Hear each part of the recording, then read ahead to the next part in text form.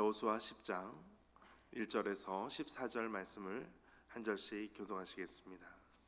1절 말씀 제가 먼저 읽겠습니다. 그때 여호수아가 아이를 빼앗아 진멸하되 여리고와 그 왕에게 행한 것 같이 아이와 그 왕에게 행한 것과 또 기브온 주민이 이스라엘과 화친하여 그 중에 있다 함을 예루살렘 왕 아도니세덱이 듣고 크게 두려워하였으니 이는 기브온은 왕도와 같은 큰 성임이요 아이보다 크고 그 사람들은 다 강함이라.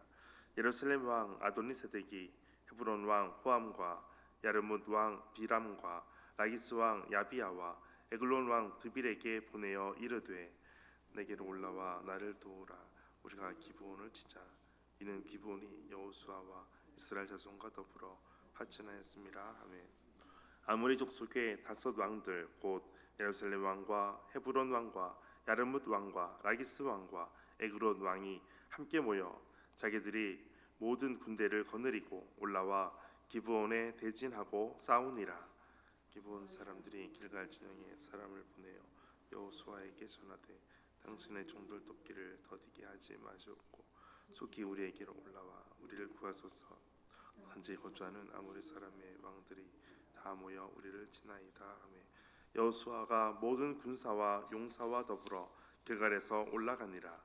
그때 여호와께서 여호수아에게 이르시되 그들을 두려워하지 말라. 내가 그들을 내 손에 넘겨주었으니 그들 중에서 한 사람도 너를 당할 자 없으리라 하신지라.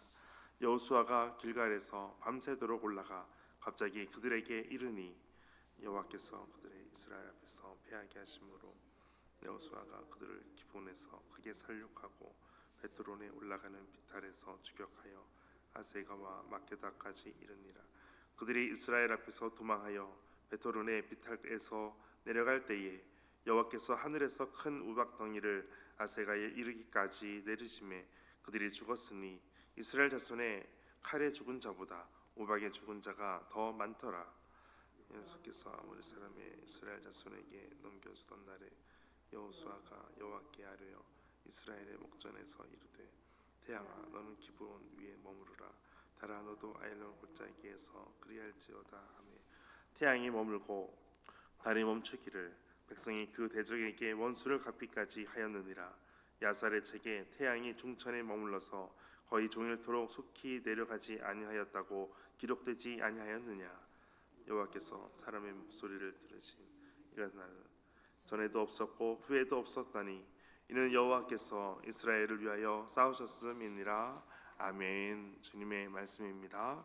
오늘도 주님의 은혜와 평안이 함께 하시기를 축복합니다.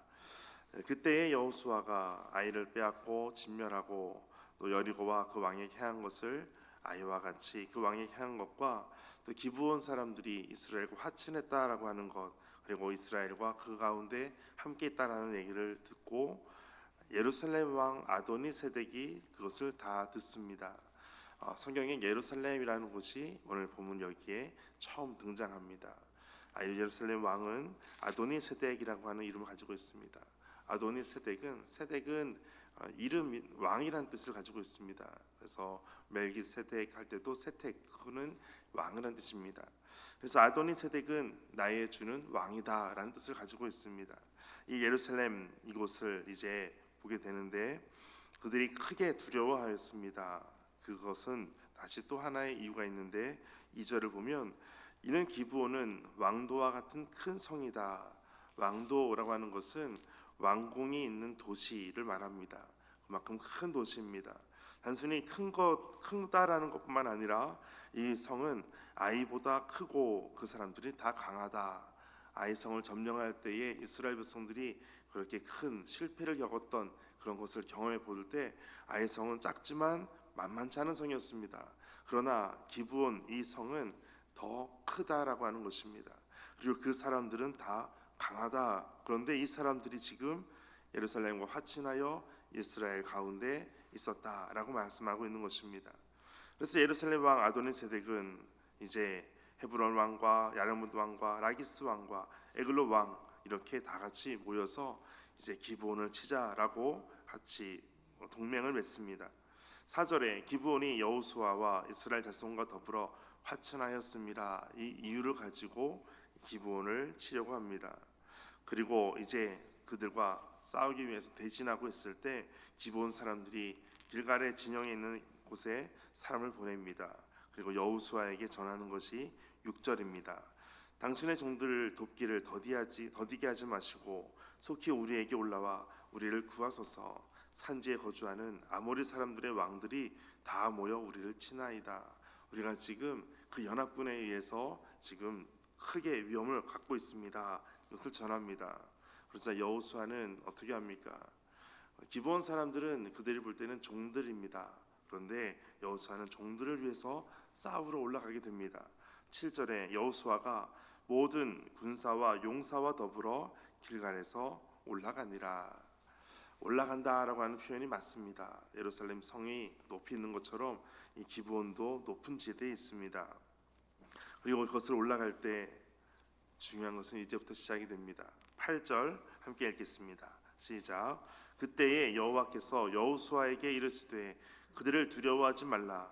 내가 그들을 내 손에 넘겨주었으니 그들 중에서 한 사람도 너를 당할 자 없으리라 하신지라. 아멘.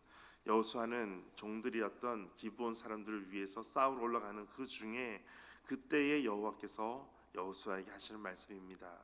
그들을 두려워하지 말라. 여기서 두려워하지 말라라고 하는 그 의미는 계속해서 두려워하지 말라라고 하는 의미를 가지고 있습니다. 두려워하지 말고 끝까지 두려워하지 말아라 라고 하는 말씀입니다. 왜냐하면 내가 그들을 너의 손에 넘겨주었기 때문이다. 하나님께서 주관하시는 싸움은 결과가 먼저 나오고 그리고 과정이 따라옵니다. 하나님께서 이미 그들을 너의 손에 넘겨주었다라고 말씀합니다.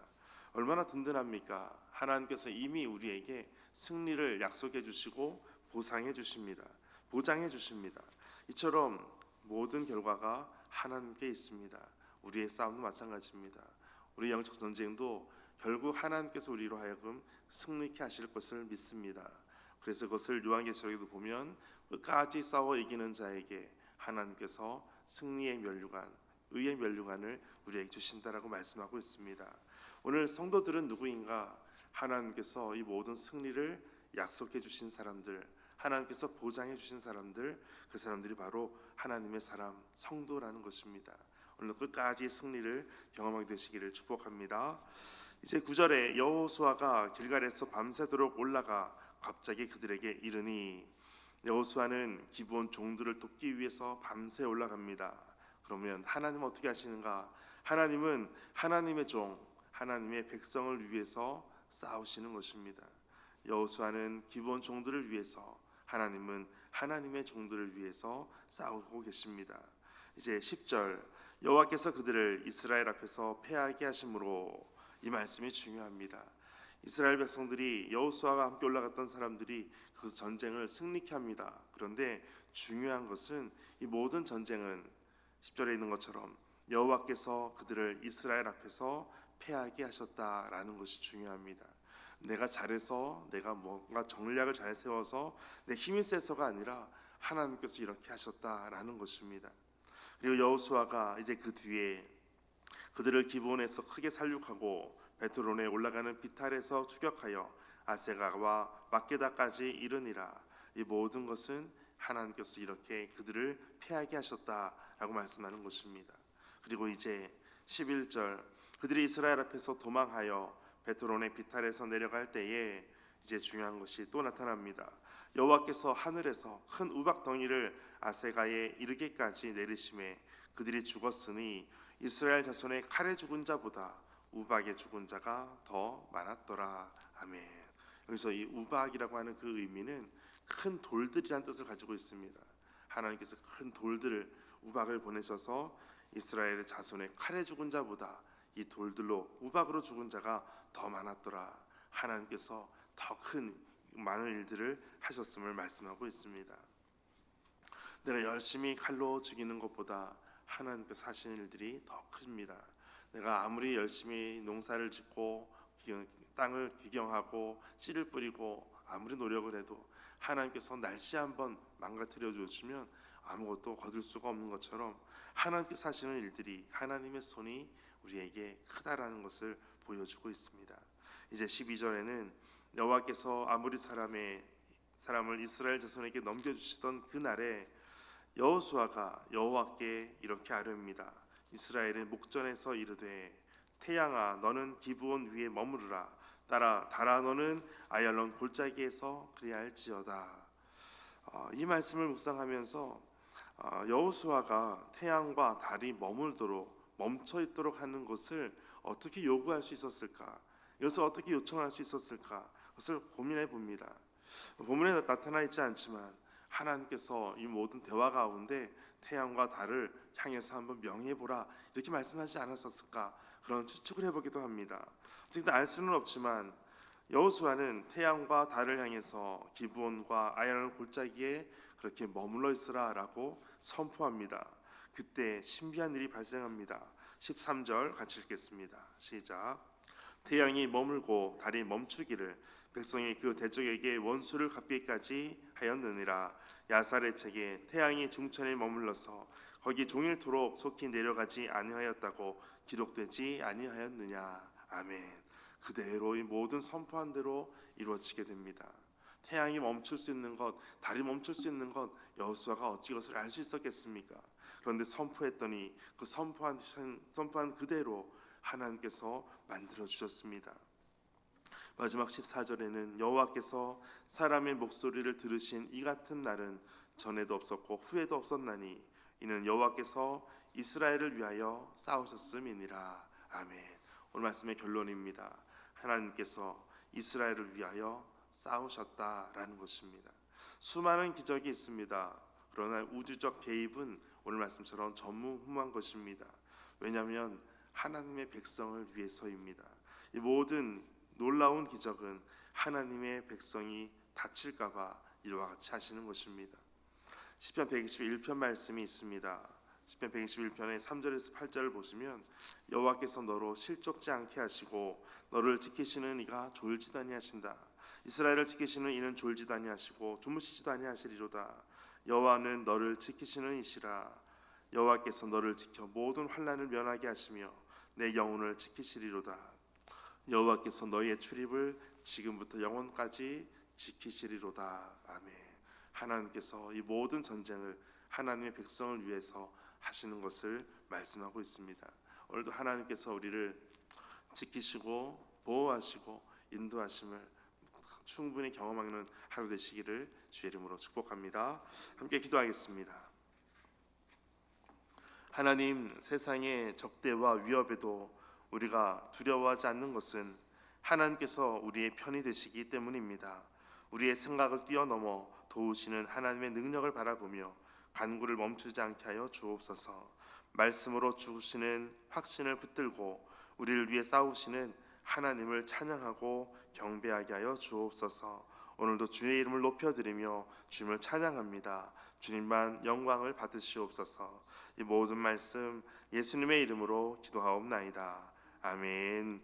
오늘 말씀 가지고 함께 기도하겠습니다. 하나님, 오늘 우리 모든 싸움이 오직 하나님께 있음을 오늘 고백하며 모든 영적 전쟁 가운데 우리 모든 인생 여정 가운데 오직 하나님만 바라보고 주님께 우리의 시선을 주목하여 나아가게 하여 주옵소서. 주님께 우리의 모든 시선을 고정하여 나아가게 하여 주옵소서. 우리의 믿음을 붙잡아 주옵소서. 하나님께 다시 한번 모든 것을 맡겨드리며 함께 기도하겠습니다.